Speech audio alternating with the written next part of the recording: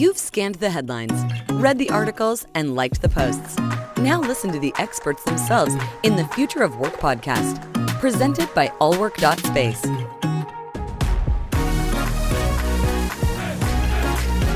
Are you ready? This is Frank Cottle, and welcome to the Future of Work podcast. Our guest today is Joe Brady. Joe is the CEO of the Instant Group for the Americas, and he's a highly experienced real estate professional. Most recently, he was the head of real estate for Walgreens, where he was responsible for a 150 million square foot portfolio with an annual budget of over $3 billion. Prior to Walgreens, he held several senior roles at JLL and was a founder and partner of the Standard Group, which was sold to JLL in 2008. During his 30 years in the sector, he has had diverse experience growing high-volume retail, delivering global rollouts of office space and distribution centers, and driving portfolio optimization and property technology leadership. Joe leads the Americas business for the Instant Group in its Chicago office as part of its expansion across the Americas. And Joe is a global trustee of the ICSC, a member of the ULI and Cornet. Joe, welcome very much to the program. Thanks, Frank. It's great to be with you. Joe, it's kind of interesting. You and I have a little bit counterposing things. I see in your resume and I see everything that you've done, everything except flexible workspace. Yes, that's true. Is the perfect time and the perfect position to round everything out that you do. And one other thing I notice is a lot of people in the flexible workplace sector really don't have the broad-based corporate experience that you bring. So rounding those things out, I think, will be really a great contribution, not just to the Instant Group, but really a contribution to our industry at large. So thank you for joining us. It's great to be here. Tell me, what sort of general trends do you see from the perspective of Instant Office? What do you just see happening out there in the world?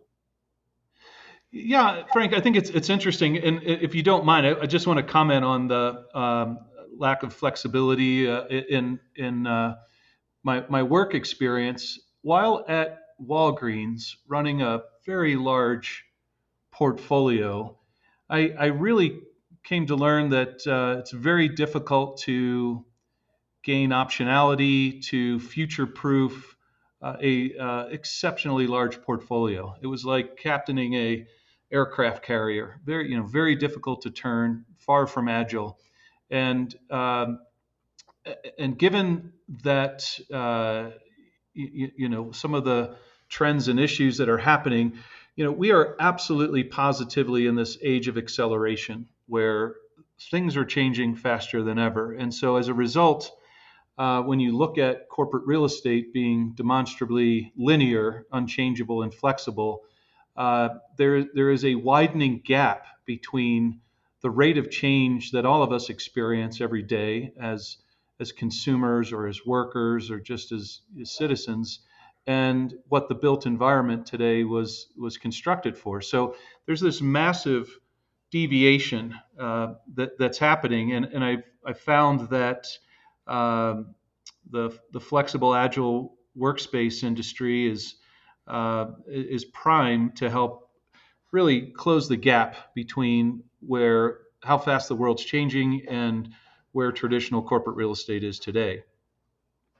Well, I would agree with that. I think that some of the biggest proponents for flexibility in the workplace really won't be the historic occupiers of business centers and co-working centers, so much as government and large corporates that are having to rethink massive portfolios in order to make progress, not just on the real estate sector, but overall within their corporate environments.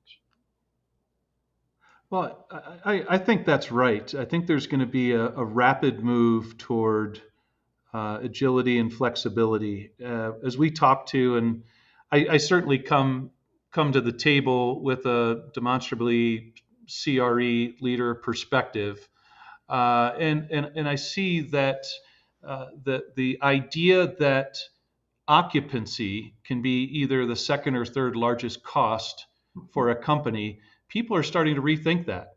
And there's been this awakening. We did some research interviewing 60 CRE leaders around the globe. And one of my favorite quotes that came out of it is, work from home is no longer the enemy of the C-suite. And people are starting to think about uh, work differently. The idea that we are going to work after this last 6 months is quite humorous. It's a bit of a misnomer, because I think all of us are finding that work can happen wherever you are, and unfortunately, some have really had to battle Uh, through the pandemic. Others maybe had it a lot easier. But either way, we found out that there was a massive inversion from 98% of people working in some level of an office environment to 98% of people working from home. And we didn't miss a beat. The economy continues to move forward. And Yep. so the COVID portal has thrust corporate America into the future, and we're here now. And now the question is, what are we going to do about it?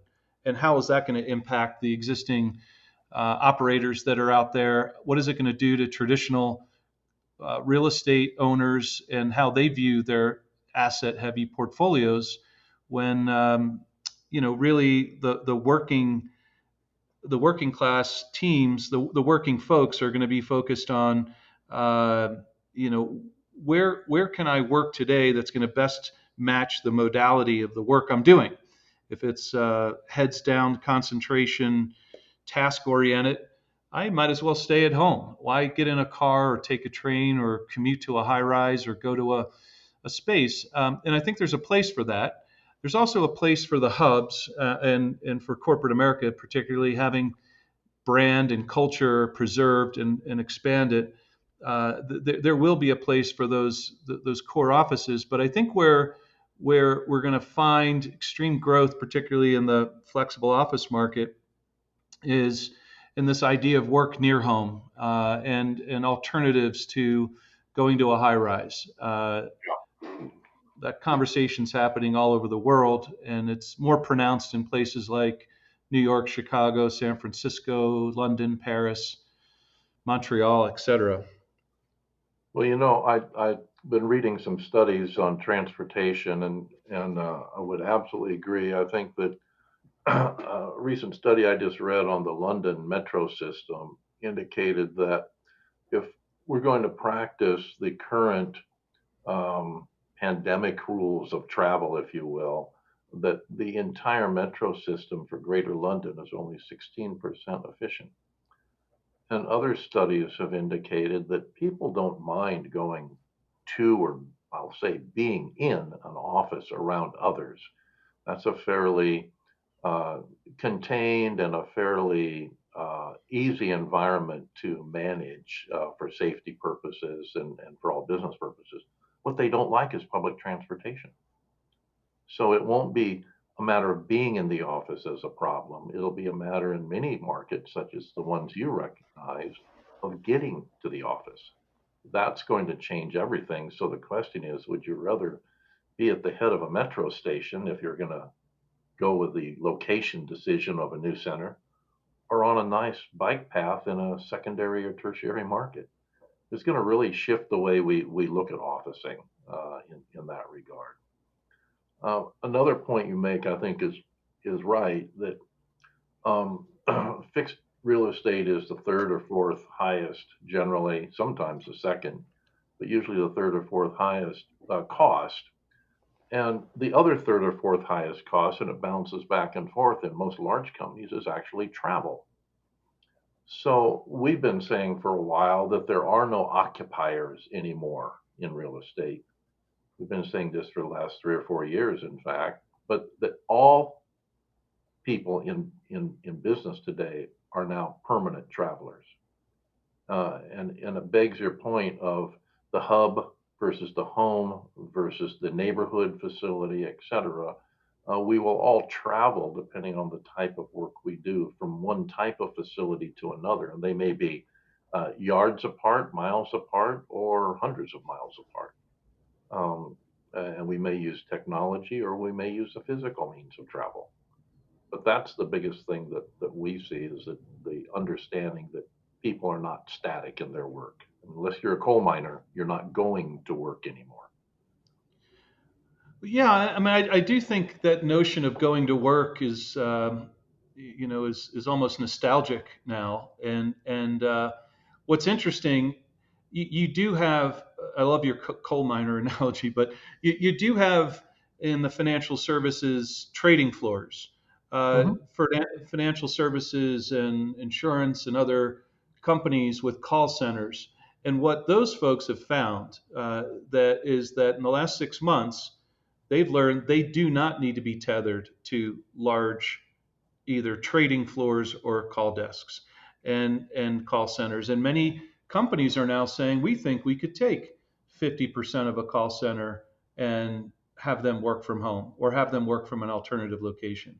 And likewise, the trading desks uh, have found that they too can be profitable, be safe and secure, and and then actually have a quality of life. So I would say that from a safety perspective, I thought initially the notion of public transport and vertical transport would be two of the largest villains of our COVID world, largely because of what you were saying around separation and cleanliness and so forth on the public transport, and then really the friction involved in the vertical transport with hordes of folks coming back to offices, presumably when if and when school restarts in the fall, September, October, there will be limitations on the number of people in an elevator, and so that will be more of a nuisance, a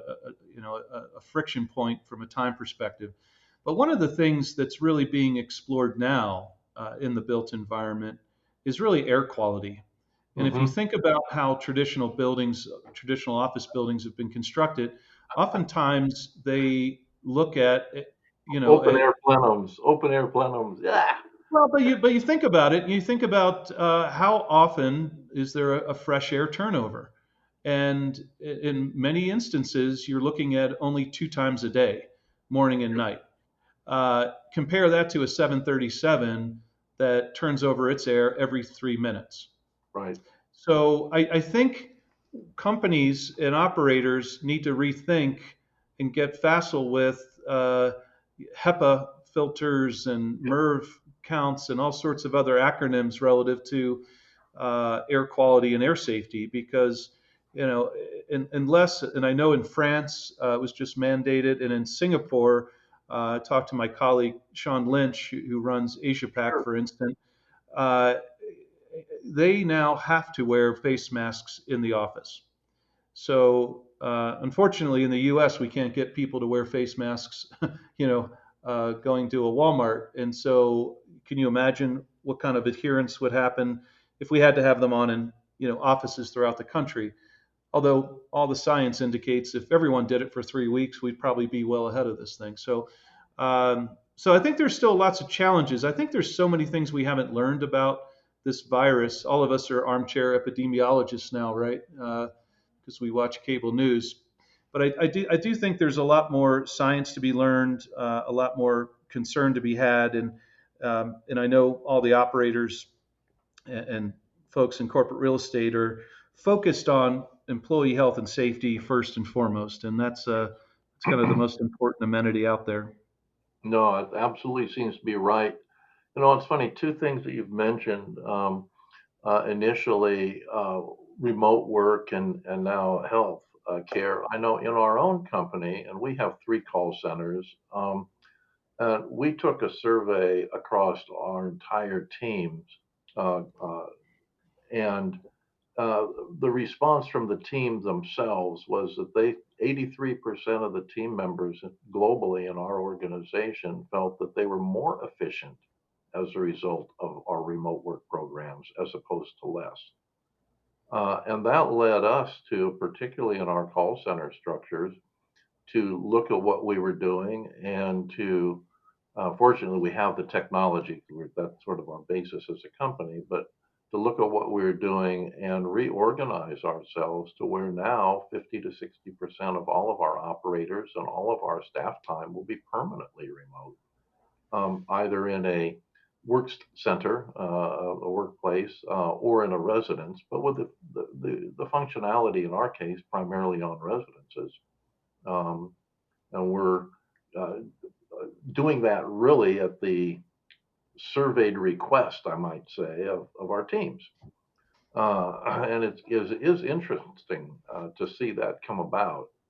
The And we've seen increased productivity overall as a result of it, economic productivity, unit service productivity, et cetera. I think others would be saying the same thing. I don't think we might be a little more formal in our approach, but I don't think others are experiencing too much different. The other thing that you mentioned that we did and we found was very easy to do was we met with the property companies where we office, and even in our flexible workspace that we have in a number of facilities, we were able to very quickly put in HEPA filters and boost the airflow with hardly any effort whatsoever. We just had to think of doing it and then require that it be done by our landlords. And no one hesitated. It wasn't expensive. It was very easy to do. So a lot of the things that people are talking about aren't overwhelming problems. They're really quite as simple as you say, as putting on a mask. You can put a mask on your entire office space if you like it, with relative ease. Yeah, it's true. I saw an article where someone said for $50, they were able to go to Home Depot, buy a box fan and a Yep. MERV 13 filter, put it on the intake side, and it actually did a remarkably good job of eliminating particles in the air. Yep. But really, so I think we just have to be more mindful and focused on it. As far as I'd love your story about 83% of your team members saying that they're more efficient, and it just reminds me of, if you've read Daniel Pink, his book Drive, where he dives into what makes people satisfied at work, and we all know it's not money. People don't work for money. And he really covers money's nice though. Don't get me wrong, but it's an outcome. I think where you have three key areas that people focus on, and the first is mastery. Are they able to be good and get better at their job? The second is purpose. People want to work for something that's bigger than themselves and have that connection. But the third, and this is really important, this is where it ties into our world, is really about this notion of autonomy, where individuals have freedom and agency to control their own environment and get work done as effectively as possible. And so this idea of some old line companies that engage in presenteeism, management by butts and seats. I think again, all of that's going to become quite nostalgic and historic because we are in a knowledge economy, and a knowledge economy paired with a factory approach to office space, again, is just another area of incongruity that exists today. And so what we're seeing and what we're talking to our corporate clients about is this idea that work in a core office may happen once or twice a week, and when it does happen, you're probably standing the whole time, and you're not going to sit until you leave because you're interacting with people, you're engaging with people, you're collaborating, you're building cohesion, you're driving creativity, and then there'll be times when that same individual may work with a team, and that's where I would say that the work near home, that's where serviced office centers, managed office centers could come into play. I think that becomes a really important decision and an option for an employee. Because if you think about it, if you're working near home, you're generally car, or I like your analogy, bike friendly, not mass transit reliant. And then typically outside of dense urban cores, you can find low to mid-rise buildings that are stair friendly and not elevator reliant. And so you're cutting down on the commute time. You're allowing a bit more of a balance toward life in the work-life balance. I think a lot of people over the last 6 months have determined that they really like their families. I know this is the longest stretch I've ever been with my wife. We've been married 22 years, but like you said, I've just been a traveler up until now. But it's going to be hard to it would be hard to get back on the road 5 days a week.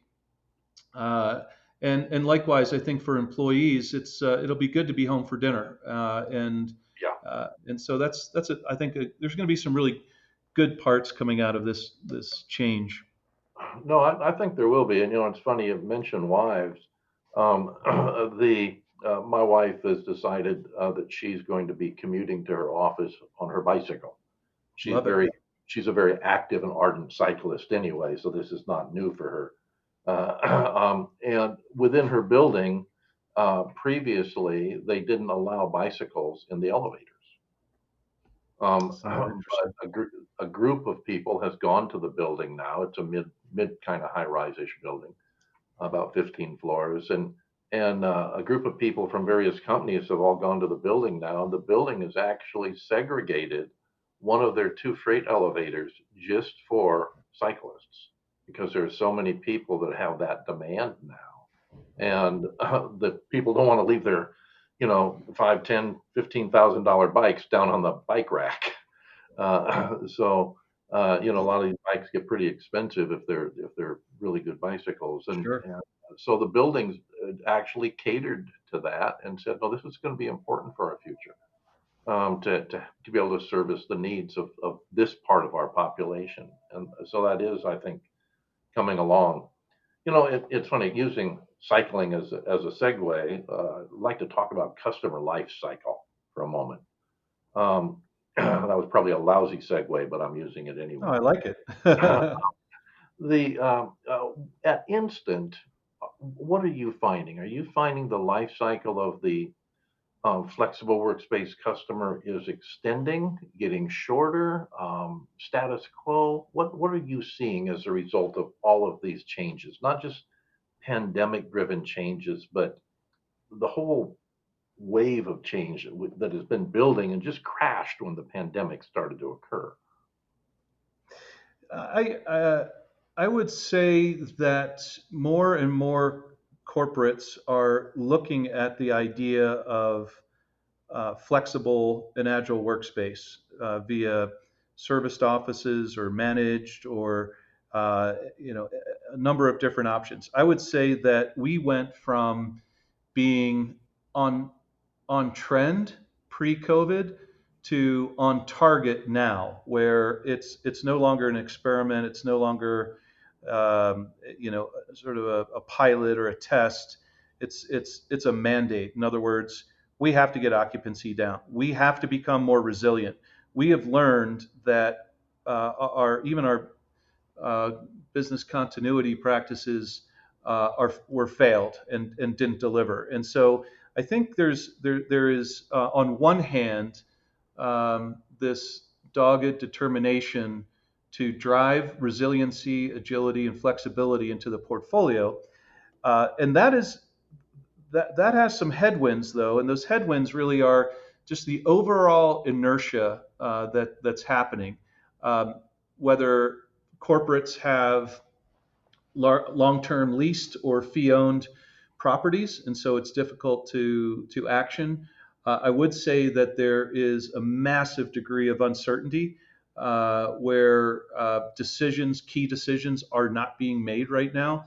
Everything, the can is being kicked, and unless and until we get some level of clarity around, and particularly around the pandemic. Although I will tell you that the U.S. political election is factored in.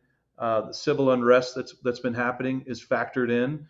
I live in Chicago and I live in the western suburb, but see what's been happening throughout the greater Chicagoland area, and it is starting. Those areas of uncertainty are factoring in. So I think that. Customers or clients or corporates in particular, and again, I tend to couch a lot of my comments from a demonstrably corporate perspective as opposed to sort of the smaller mom and pop type of users or entrepreneurs. But I would tell you that the corporates are now squarely coming in and focusing on driving agility, flexibility, and resiliency because they can't afford to go through what they just went through. Yep. Eh, No, I agree with that. Certainly, when we look at our customer base on a global basis, and we take our what I'll refer to as our bottom 20%, and that's a very subjective determination based on type of company, size of company, et cetera, versus our top 20%, which is again based subjectively on the type and the size of the company and the value, the net worth of the company. When we look at those two ends of our spectrum, we find that the bottom end is pretty much maintaining a status quo on life cycle. That we're seeing churn and that sort of thing, but we're not seeing a huge. I think our churn factor for the first 6 months this year only changed by 0.5%, mhm. at the bottom end. What we're seeing at the top end, though, is a lengthening of life cycle. And I think that's a natural outcome of larger corporates when they move from a large, fixed, non agile environment. Just because they move to a flexible workspace doesn't mean that they're still not going to be permanently there. Uh, they want the flexibility to move people around and to shuffle things, but generally, it's a balance sheet issue too. If they can get that long-term lease or debt off of their balance sheet and get it over to a one-year service agreement, that has a huge impact on these companies. And I think that's a major driver for the lengthening life cycle of the larger corporates and a huge landmark achievement within our industry, the flexible workplace sector, because it will add a tremendous amount of stability. And stability equals growth, and we all know where it goes from there. So I'm very excited to see those trending issues come about.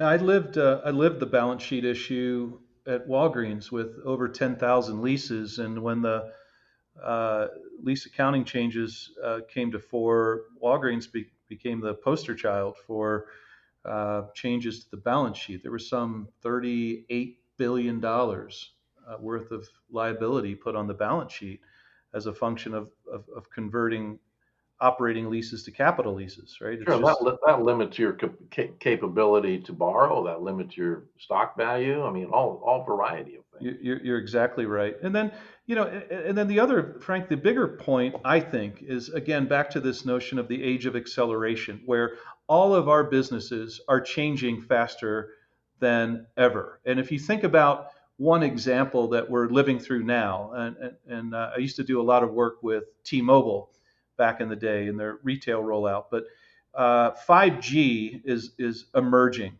Hmm. And if you think about the time it takes to download a 2 hour movie. If you use 3G, it takes about 2 hours.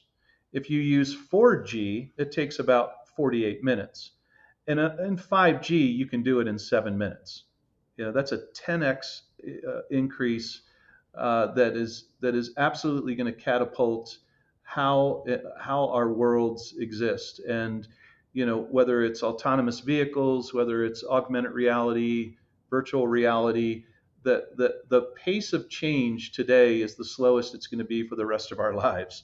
Yep. And the fixed heavy asset fixed office environment is not agile enough to keep up with that. And so I really think the role that the flexible office industry has is going to be more important than ever. And I'm happy to be a part of it. And it's been great to meet people like you and learn from my colleagues at Instant how to help invent the future. As they say, leaders make the future, and I think we're helping many companies navigate some tough waters right now. Well, it's funny.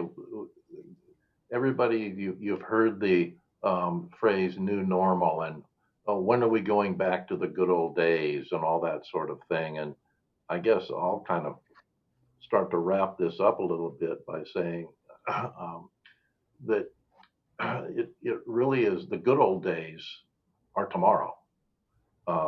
Is the way you have to look at it. And every day, every single day we go to work is the future. And you really have to live in it, kind of get a little Zen-esque.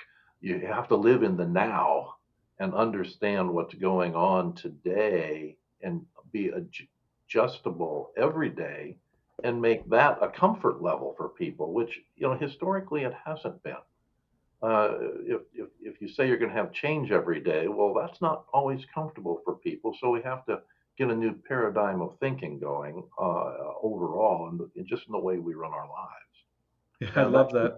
It shouldn't be frightening to us. It should be exciting in every aspect of what we do, and certainly the flexible workplace sector is a leading component in that as it relates to the future of work. And I'm very excited to have you as a part of that. Our good friends at Instant for years and years, decades now. I think that we can all accomplish just a tremendous amount together in the future as an industry overall. Fantastic. We don't say new normal. We say next normal, because there will be a next and a next and a next. And I think that's consistent with and I love the Zen example too, Frank. I mean, it's true. We have to take deep breaths and know that the only thing that is as certain is that change is happening. So, that's the old surfer hippie in me, the Zen part. Very cool. Well, Joe, it's been really great having you on the Future of Work podcast. I really appreciate your time and welcome you to the industry as a great contributor, and I look forward to working with you long into the future. Thank you, Frank. It's been great being with you today. Take care. You too. Bye-bye. Bye. If it's impacting the future of work, it's in the Future of Work podcast by allwork.space. Are you ready?